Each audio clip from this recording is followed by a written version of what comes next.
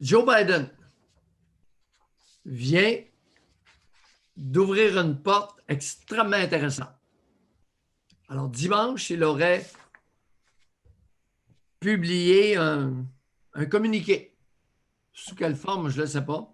Mais on nous apprend dans un grand quotidien de Québécois que Joe Biden, soit dit en passant, pour ceux qui ne le connaissent pas, c'est celui qui a remporté la majorité des grands électeurs aux États-Unis et qui devrait, au mois de janvier, être voté officiellement par les grands électeurs comme étant le nouveau président américain qui va succéder à Donald Trump.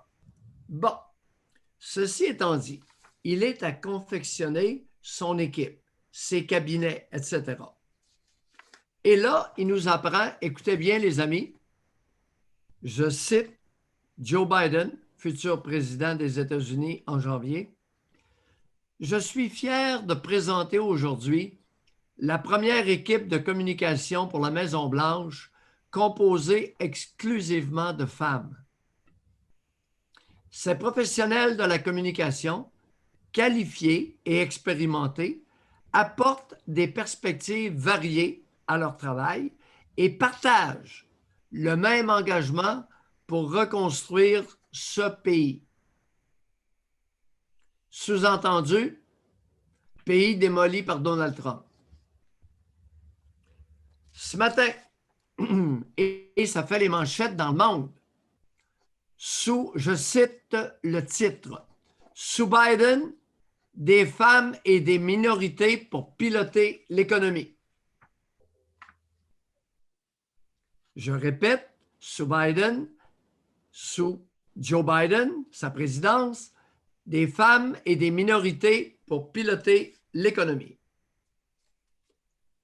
Nous verrons, chers abonnés, à l'usage.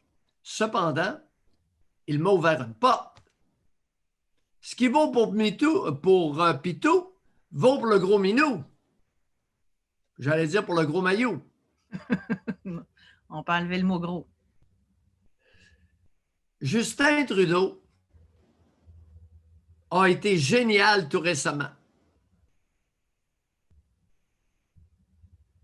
J'ignore qui l'a conseillé, mais il a été génial. Alors, Joe Biden ouvre une porte et ça nous amène à Justin Trudeau qui a choisi, qui a nommé le major général Danny Fortin des Forces armées canadiennes pour être le grand responsable de la distribution des vaccins antivirus chinois.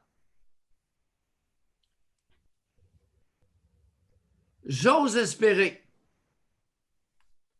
que le major général Danny Fortin va s'entourer d'une équipe de militaires masculins chevronnés au niveau logistique.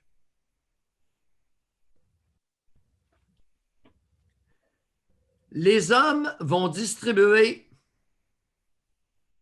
les vaccins et les femmes vont l'administrer aux citoyens.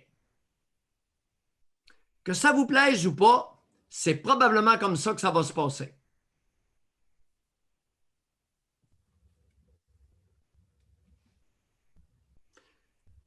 Le major général, fort probablement, va relever directement du cabinet du premier ministre du Canada. C'est lui qui l'a nommé. J'ose espérer qu'il n'y aura aucun intermédiaire entre le cabinet du premier ministre et le major général Danny Fortin et son équipe.